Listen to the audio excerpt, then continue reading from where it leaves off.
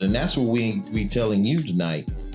That if you're in a situation where you feel like you're on your last leg and you're without hope, don't give up, because God is the one that's able to bring you back into the place where you were before, or even better.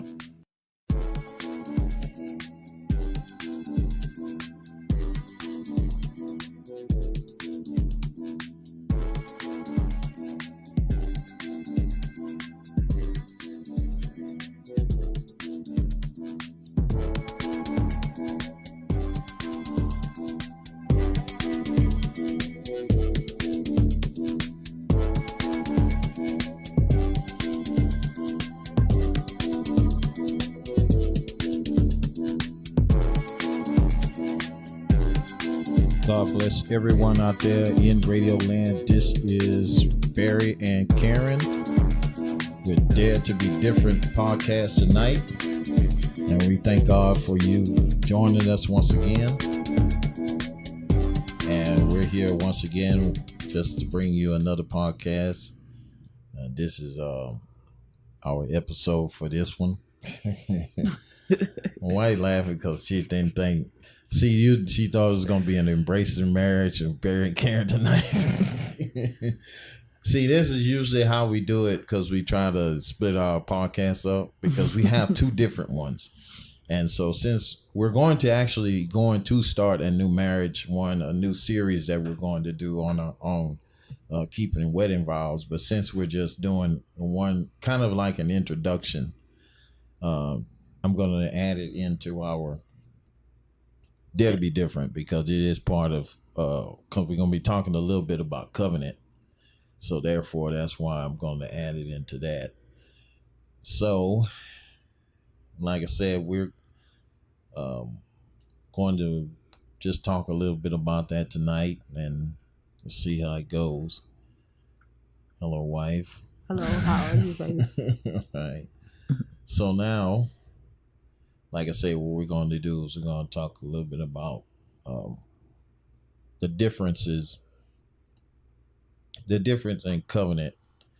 Well, like I say, what we're actually intending on getting into was we're going to get into the marriage vows, honoring your vows. It was something that the Lord had dealt with my wife about, and she brought it to my attention that we should do a thing on wedding vows, which is interesting, because I never really heard anybody even really do a lesson on that. You know, everybody's, because we studied it. I don't know if she kept it, but there are different countries that have different ideas of vows. And, you know, and there's some religions, they don't even recite vows, because they basically, their idea and their ceremonies are different. Ceremonies vary from country to country, from nation to nation. So weddings are different all over the place. So when you have a situation like ours, like we have a recitation of vows, you know, we recite vows, and some people make up their own, and some do the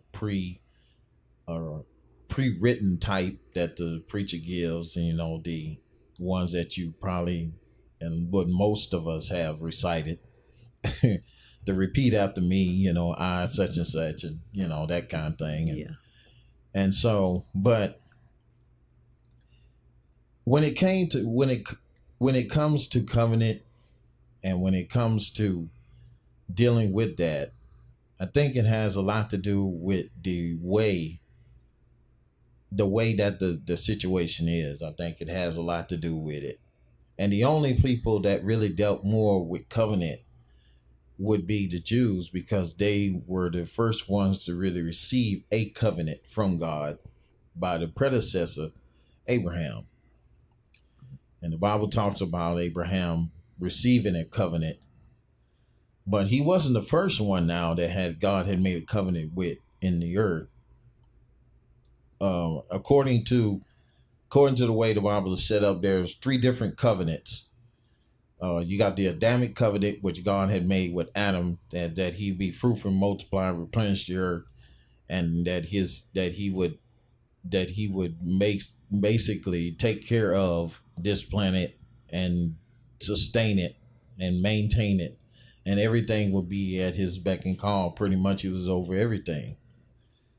And then there was the Noahic covenant, which was the one he made with Noah, which he said that Noah, after he destroyed everything in the flood, he told them that he would not flood the earth as he did before. And then the sign of the token of his covenant was the rainbow, which, one particular group, which remain nameless, have misused that thing now.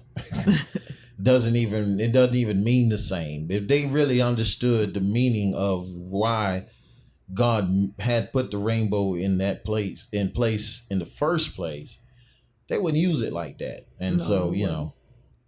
I don't know. I don't understand why they picked that particular thing of all things they could have picked, but they picked that. So hey, so you see a rainbow now, it doesn't mean the same as it did before, and so, but it was the token of God.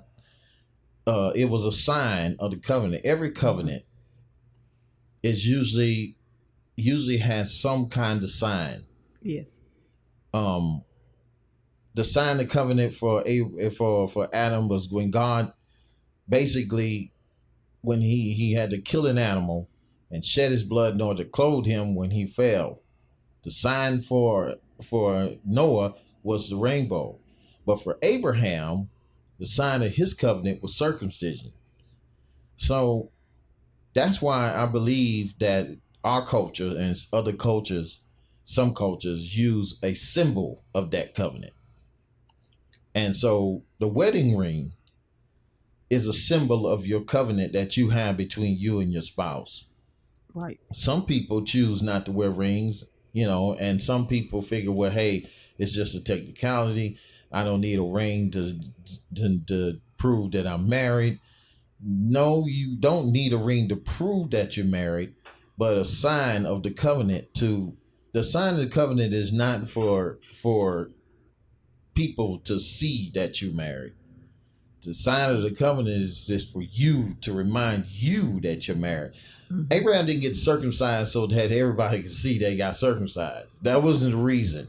No, it was not. The reason why he got circumcised as a sign of the covenant that he had between him and God is to remind him every time he went to the bathroom. This is a reminder. You have a covenant with God. Every time every time Noah saw a rainbow, Yes. and the men after that saw a rainbow, they say, hey, we have a covenant with God. Right. So every time that you look at your wedding ring, when you wear it, you saying, I have a covenant with God. Well, how you can say I have a covenant with God when the covenant is between me and my spouse? No, it's not between you and your spouse. No. The covenant is between you two and God, because that's who you're making the covenant with. Mm-hmm. And the covenant, when you're dealing with, and a lot of people don't really understand the word covenant. We're used to the word contract or agreement, which in some cases, that's basis. In some cases, a covenant is a contract. To some degree, it is a contract. It doesn't contain uh, it doesn't contain rules and regulations and laws. See, the law was basically a covenant with Israel and God. Because if you look at it in Exodus, when he talks about Exodus 20 in the beginning, he said, this is the covenant that you made between me and you and your seed after you. And then he begins the recitation of the Ten Commandments. A lot of people think those Ten Commandments were just things that God wanted them to know and learn and follow. That was the stipulations of the covenant, because there are promises and vows in covenant. Yes, it is. So that's why when you marry, you recite vows and not rules. Yes, So and so when he has, like, one of the things that when God brought on Abraham, when he made a covenant with him, covenants all ratified in blood in some form. And in marriage covenants, when they're legitimate, when even it's hard to kind of ratify that now Mm-hmm. because when people were marrying those times, there was no premarital sex like we have now. You gonna meet a person, they'd have been with people before when you meet them, most likely. Yes. It's very seldom, and thank God for the few that are faithful to being remaining pure until they got married. I can't make that. I don't have that testimony. I'm not gonna lie. We don't have that testimony. The only testimony that we have is that we didn't sleep with each other before we got married. Mm-hmm. But we didn't. It doesn't necessarily mean that we didn't sleep with other people before we got married. Because of course, when I met my wife. She already had kids, so of course she was sleep with other folk. But No, and I think I had. I think what? I Yeah, because mean, when we had met, yeah, because I had kids already. yeah. And I think when cause I had backslid before, then I think, um, then I gave my life back to the Lord. Mm, So I think it was maybe about 9, 10 years that I did go without mm. having sex with anybody But until I see, met my husband. But see, here's the thing: it's the difference in what she's talking about is celibacy. We Yeah. talking about virginity. I Yeah, mean, yeah, I know that's what you you're was saying. you Yeah. see what and so in a lot of cases, celibacy, especially that long, is might as well be virginity because that's basically you're of almost like a virgin again because you're not in any kind of actions and attitudes of doing that stuff, and you're not continuously trying to try the product before you even buy the product Mm-hmm. and that kind of stuff. And a lot of people they think, well, see, here's the thing about covenant. They think, Mm-hmm. well, I'm going to go ahead and we're going to live together and we're going to be together and we're going to pay bills together. We may have kids together, but you're going to marry me eventually, sooner or later. You got to marry because this is the right thing to do, but I'm going to let you go ahead and I'm going to let you use my body. I'm going to let you go ahead and give you the privileges of a husband before you even become one. Mm-hmm. And then I'm going to expect you to marry me afterwards. No, that's not going to happen. I'm It's not. sorry. It's not gonna never happen. There's no sense. I know of a person, and we both know him, and Oh, because yeah, we we know a work lot with, of people we like know a that. lot of people like that. But one particular person, I asked him one time. They were quote unquote engaged for 6 years before they got married. They got kids together. They were in a house together. They've been doing all the stuff that husband and wives do 6 years before they decided to okay, we're going to marry. Now mind you, there are certain situations that I can understand. We had a couple one time that there was situations with his ex-wife, and she wouldn't finalize the divorce, and they really could not marry. They were living together, and they stayed together, and some kind of way there was just concession was made because they understood his situation that he had an intent to marry, which he did marry. They had to stay together long, but he intended to marry. But Mm-hmm. they do say that there are certain marriages that won't last due to the fact that if you cohabitate, your chances of divorce is like 75%. Yeah. And Yeah. so, I mean, I've seen people get married that have cohabitated, and they don't stay together long. And they don't. And because they already been doing this, and now they got a piece of paper saying that now they realize, oh, I'm stuck in this now, and so they kind of fold out, or something goes wrong, or something happens, and they just don't stay together. I don't understand why, but that's what they say. The stats say that that's what it is, and I'm like, okay, well, they say that the chances of once you divorce, the chances you remarrying and getting another divorce increases. See, and it's not no different from the world and Christians. It's just as the divorce rate in the church. I mean, one time we was talking about that. They were saying that divorce rate in church is just high as in the world. I keep hearing that, Yeah. but I don't. But if you really look at the studies on it, that's not necessarily true. I don't really agree with that because the simple fact is and now we've seen a lot of people that we knew that were in church divorced, but they was a part of a certain number, but that don't necessarily mean they 50%. The 50% is a lot of people. That It means is. that if you have 100 people in your church, half of your church, if they all married, that means half of your church is going to divorce. Mm-hmm. That's 50%. If Yeah. you have 100 people, if you have 1,000 people, 500 of them going to go through a divorce. Yeah. So that's not the truth. No, I mean I can see maybe 20, 10, 20% maybe, but not no No. 50. That's pretty high. Now in the world, it might be expected. Mm-hmm. It might be a little higher. It might be less. Who knows? But the thing is that the point is divorce is prevalent because people do not want to honor covenant. And since marriage has been so looked upon as no longer, and hasn't been looked upon any longer as an institution established by God, they just think it's a technicality now. Mm-hmm. They think that it's just something that we just do. Yeah. Or we don't have to do. I don't have to get married. Yeah. I don't have to go no wedding. I don't have to wear a ring to show that I'm married. I don't have to have a piece of paper. I hear people say that too. I don't have to have a piece of paper to prove that I'm married. We just gonna be together. We gonna live together, and then we already doing it. Why we gotta go through all that? Why we gotta go through a wedding, and why we gotta go get its tux and get a dress and because I think because what it is, some people, to me, I see more people more excited about the wedding than they are they married. yeah, no because the ceremony and you see that a whole lot. I'm like they more excited about the wedding than they was the marriage because they put all this into the wedding, all this excitement, all this, and then you get married and like, well, where's all this excitement and where's all this joy, that you had about the wedding? That's right. Because sometimes I think they just get the two mixed up. I mean, you should be excited. You're married. Yeah. And now look like all of a sudden after the honeymoon, and then you just lose steam. I think some people are caught up when we talked about this. I think some people are more caught up with they're more in love with the idea of getting married than they are marriage. Yeah. And I think that's what really gets them really excited, like you said, because they're more excited about the ceremony, but they don't realize that after the ceremony begins your life. Exactly. You got to deal with the person that you just said I do to after the honeymoon.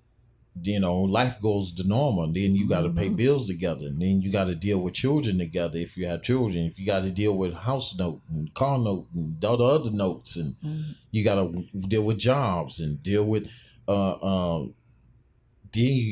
then you got to deal with outside forces. You got to deal with emotional stuff that you done drug into the marriage. You got insecurities. You got jealousies. You got habits. You got addictions. You got all this stuff that comes with that person. These people coming together, and that's the crazy part about covenant. And I'm gonna describe the concept behind how covenant makes us more. It makes us better when we're together.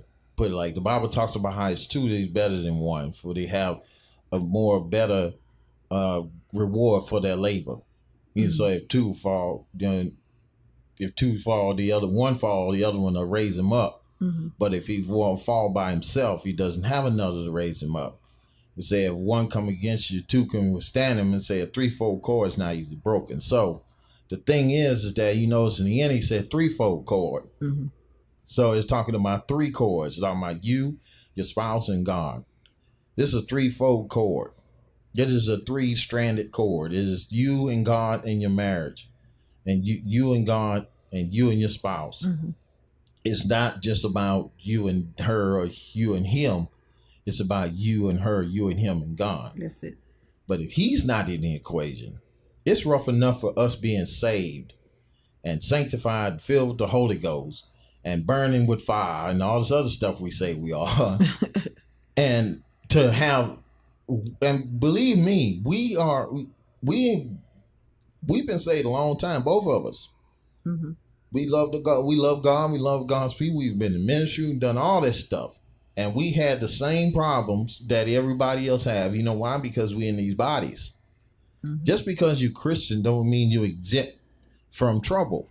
That's the truth. And the people that teach you that, something wrong with them. That means they never went through anything. See, there is a case where you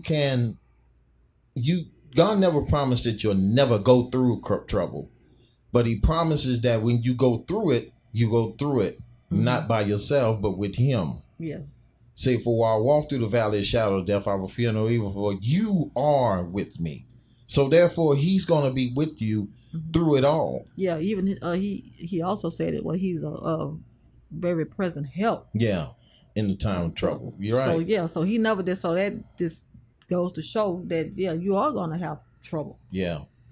Well, and so those that profess the name of, those that are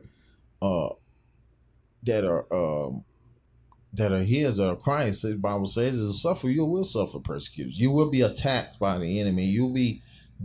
Things will happen. Because you're on this earth and you're in this sin sick earth, you're in this place where trouble is gonna come on every to hand. And there are gonna be times when you're gonna rub each other wrong because you two different individuals trying to come together that come from different backgrounds, have different ideals, have different things happen in your past. You have baggage that you bringing into this relationship. Don't you know that this is one of the biggest messes that it is the most glorious thing, but it's the biggest message. If you really sit down and look at the logistics of it all, if you get two people that's totally opposite, that have no relation to each other, that have all this stuff coming into the relationship, and then they come together and be together for years, you wonder, that got to be God. There's no way that you could do that by yourself. That's just not possible. But God is the only one that can bring people together and keep them together. And that's what we telling you tonight, that if you're in a situation where you feel like you're on your last leg and you're without hope, don't give up, because God is the one that's able to bring you back into the place where you were before, or even better. Yes. To give you a description of what we talked about this before, Karen. I taught on this. We taught on this in a marriage class. I taught them difference between covenant and contract. But I brought about how the idea, the Hebraic idea of covenant, and I used an example of warriors and farmers. Say, for example, you got two different tribes. You got warriors, and you got farmers. They lived across from each other, and they had divided maybe by a fence or by a ravine or something. They lived in the same area, but they were just across from one another, not too far. And so the farmers constantly got raided by these bandits all the time, and they weren't fighters. They were farmers, so they couldn't defend themselves. So they constantly got stolen from. They constantly got taken from them. But then the warriors were always gone, always fighting, and the men left, and their children, their wives were there, left by themselves, defenseless. They had no one there to defend them.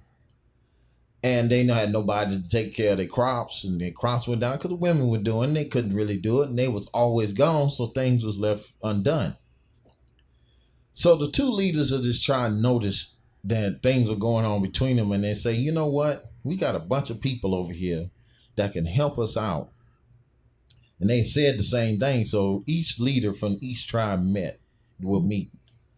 And what they would do is they would take an animal, and they would lay their hands on this animal, and they would declare over this animal this covenant, what they would agree to, this agreement.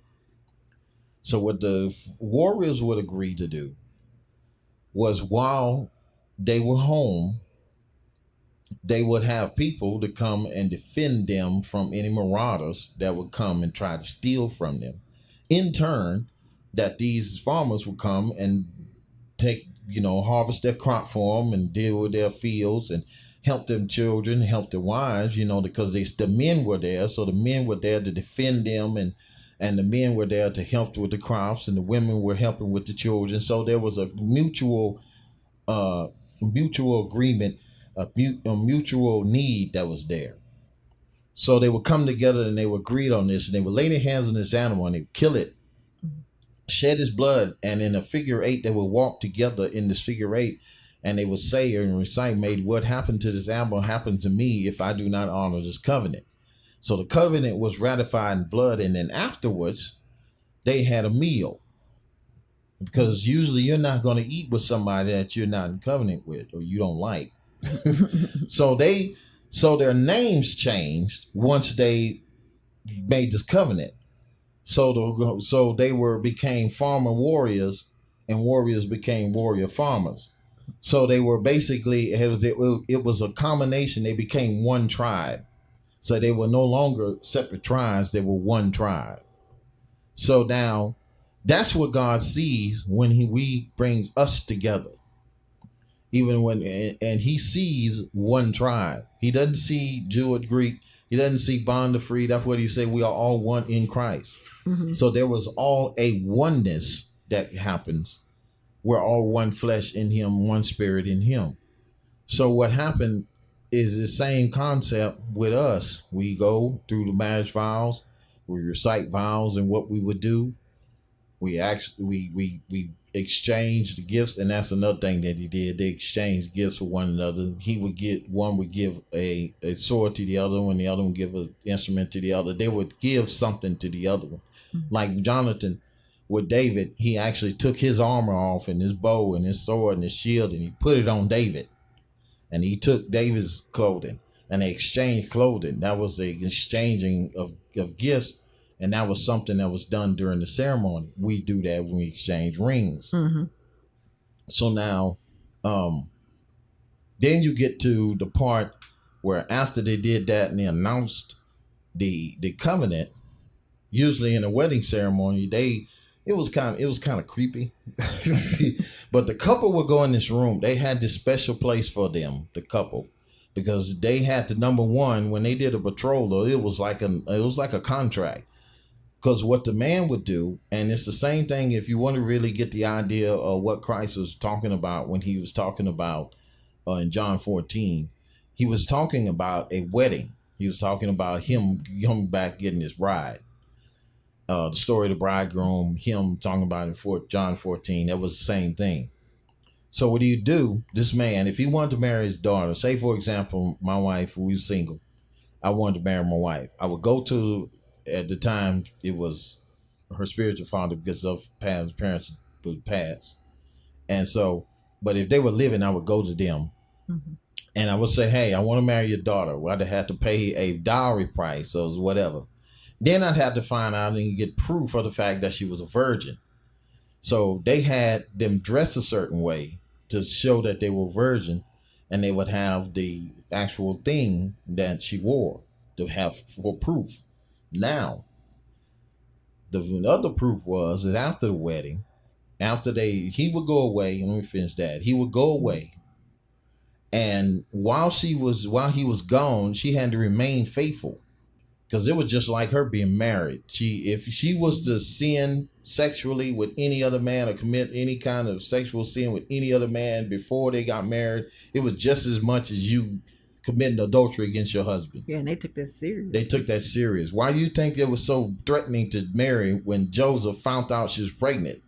Because he was on to put away property. Because if he'd announced it, his job was, he was to announce it to the elders. The elders would have brought her before them, and they would have determined that she was pregnant and determined that she had sinned and stoned her.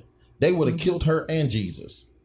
Jesus would have died in the womb if they would have done it. If God would have intervened and said, hey, take her as your wife, because what this thing is done is by the Holy Ghost. Mm-hmm. So the thing is, he would go away, prepare a place, a house. He would get a place to move her into, and then after that, he would come and get her and take her to himself. Just like I said in John 14, that where I am, you may be also. Yeah.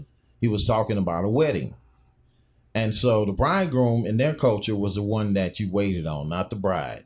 In our culture, the bride is waited on, mm-hmm. because she's the centerpiece. She's the one that waited on. Mm-hmm. So, but in the Eastern culture, they waited on their bridegroom. But anyway, so once they made this covenant, the next thing they did after they made the covenant was they had a meal, which was a covenant meal, which we would get our reception, the reception dinner. is the way that they had, because everybody got together and everybody got to know one another, and it was a reception meal, and that's kind of how we got that concept. Mm-hmm. A lot of our wedding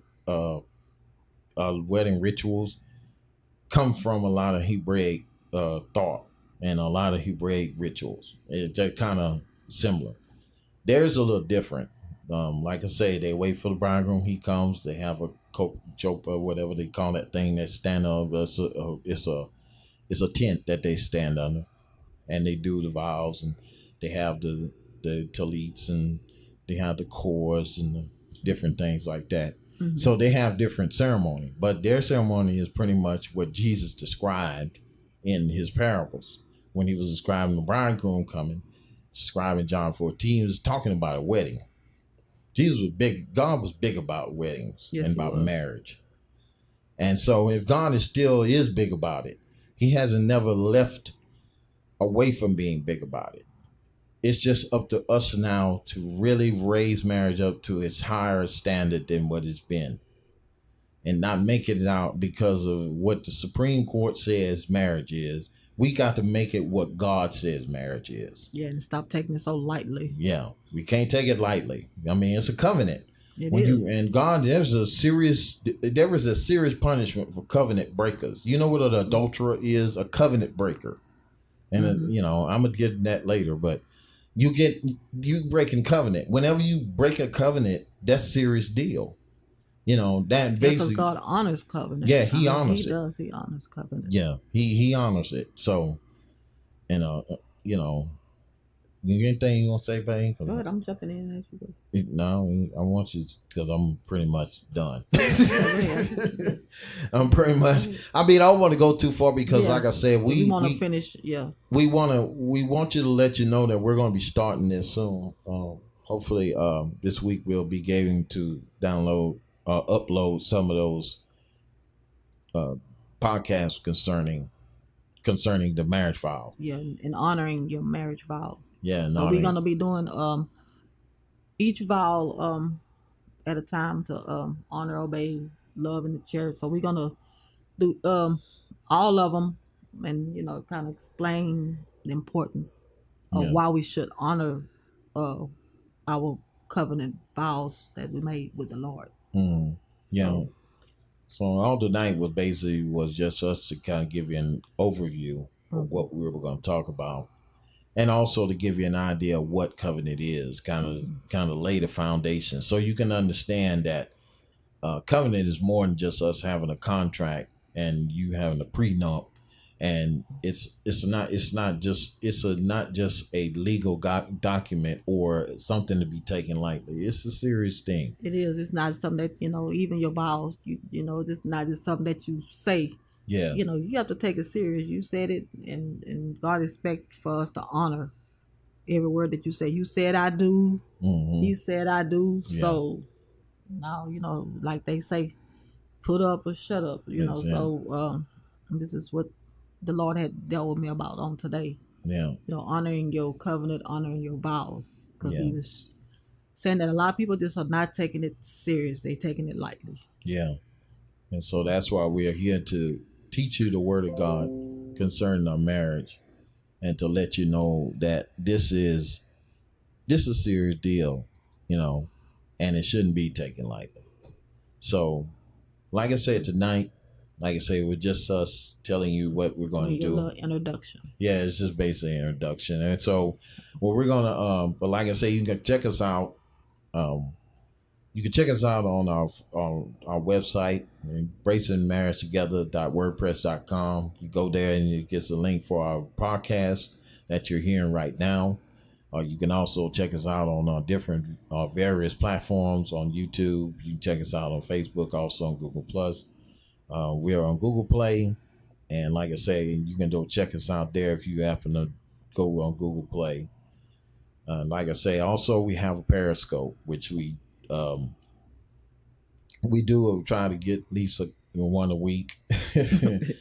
We have Periscope. You can check us out on periscope.tv /embrace5. So you can check us there, and that's where we're at on Facebook. Also, if you're a gamer, if you're not, if you just want to hear a word and looking at some decent gameplay, we have a area called Embrace Gaming. Uh, I'm on Twitch TV. Uh, it's twitch.tv/embrace underscore gaming 149. You can check me out there. You can follow me there. You can support. Like I said, we're going to be start ministering, dealing with that platform. Hopefully, I'm gonna start next week. I'd usually play a certain game, and I'd usually start on the reset. So I'm trying to do it either on that day or probably sometime this week. I'm gonna try to get it in. So what I'm trying to do, we're trying to reach every arena as we possibly can. So God is opening doors for us to do that. So we just want to cover every base that we possibly can, and be all things to all men, that by all means say some. So anyway, like I say, we're gonna leave you, but we're not leaving you forever. Just check us out. Check out our podcast. Like I said, we're looking forward some major downloads for these podcasts that are coming up. You can check us out, download it. You don't have to listen to it now, but you can download it later and listen to it. Share it. If you're listening to this on YouTube, like, share, and subscribe. Let me know that you comment, say something. Let me know that you dare, because we want to know what you think. Yeah, let us know what you think. I mean, tell us, hey, you need to cut your volume up, or I don't like what you're talking about. I mean, I can get with that, just as long as you let us know that you're listening, and we appreciate you for your time, and we thank God for you. And be blessed, and good night.